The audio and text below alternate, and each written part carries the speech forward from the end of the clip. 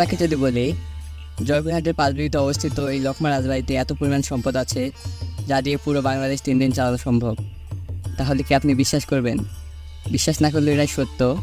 আমরা স্থানীয়দের কাছে জেনেছি এই রাজবাড়িতে এত পরিমাণ সম্পদ আছে যা দিয়ে পুরো বাংলাদেশ 3 দিন চালানো সম্ভব। তো চলুন এই রাজবাড়িটি ঘুরে ঘুরে দেখা যাক।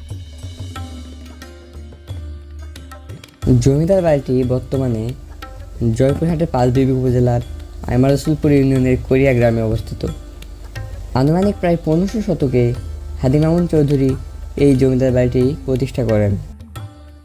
3 একর জমির উপর প্রতিষ্ঠিত এই দালানটি 3 তলা বিশিষ্ট, যার বর্তমানে 2 তলা অবশিষ্ট আছে এবং 1 তলা মাটির নিচে চাপা পড়েছে। এই রাজবাড়িটি তৈরিতে নির্মাণ সামগ্রী হিসাবে ইট, চুন ও সুরকির ব্যবহার করা হয়েছে।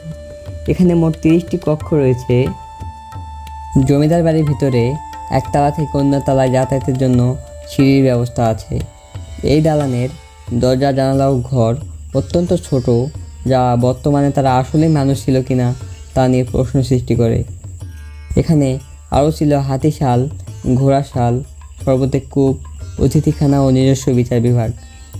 বিচার বিভাগে বিচারের জন্য নিজস্ব কাজে ছিল এবং সামান্যতম ভুলেরও শাস্তি ছিল নরহত্যা। জানা যায় এলাকার সব যুবতী ও সদ্য বিবাহিত মেয়েদের প্রথমে তাদের সাথে রাত কাটাতে হতো। এছাড়াও তারা কাঠের ঘোড়া জাদুর সাহায্যে আকাশে উড়িয়ে এবং রাস্তা টাকা দিয়ে মুড়িয়ে এক জায়গা থেকে অন্য জায়গায় চলাফেরা করত। জমিদার বাড়ির উত্তর পশ্চিম পাশে একটি পুকুর রয়েছে, যেটার পানি কখনো সেচে শেষ করা যায় না। আগেই অলৌকিক পুকুরে কেউ কোনো প্রয়োজনে থালা, বাসন, গ্লাস চাইলে ভেসে উঠত বলে জানা যায়। এটির শেষ প্রান্ত থেকেই ভারতের সীমান্তের শুরু।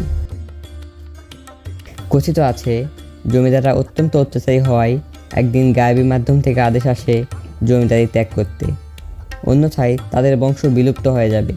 ফলে তারা জমিদারি ছেড়ে ভারতে পাড়ি জমান এবং তাদের সব সম্পদ জমিদার বাড়ির মাটির নিচের তলার কোনো এক কক্ষে রেখে 1700 জিনকে তার রক্ষার দায়িত্ব দেন। জমিদার বংশের 14 সিঁড়ি পর এক বংশধর এই সম্পদ পাবে। বর্তমানে জমিদার বংশের 8ম সিঁড়ি চলমান। 8ম বংশধর মকলেদ চৌধুরীর সাথে আমাদের কথা হয়েছিল। তিনি আমাদের জানান জমিদারদের বিরুদ্ধে অত্যাচারের সকল কাহিনী গুজব। এছাড়াও তিনি আমাদের জানান আর এখানে একটা ছিল অতিথিখানা, প্রত্যেক দিনের জন্য 500 লোক থাকতো।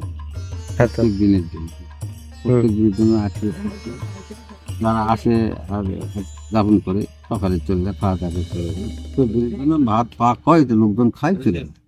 সমস্যা নেই, প্রত্যেক দিনের জন্য 500-700 লোক থাকে। আর এখানে একটা ছিল সরবতের কূপ, প্রত্যেকের একটা করতে হলে প্রত্যেকের পানি থেকে পান। এটা কি সরকার নিতে আসছিল বা কোনো কিছু করতে আসছিল? নিতে চাইতো, কিন্তু আমরা দিইনি। সীমান্ত এলাকা তো, যার জন্য অত তোজোর করো উনি। আমরা বলছি না, এটা আমাদের ঐতিহ্য, স্মৃতি, বংশের মর্যাদা, এটা বিলীন হয়ে যাবে, আমরা হাত দিব না বা দিব না। প্রতিদিন দেশের বিভিন্ন প্রান্ত থেকে ভ্রমণ পিপাসু মানুষজন এখানে ঘুরতে আসেন। এই অসাধারণ নির্মাণশৈলী এবং নিরিবিলি পরিবেশ তাদের মুগ্ধ করে।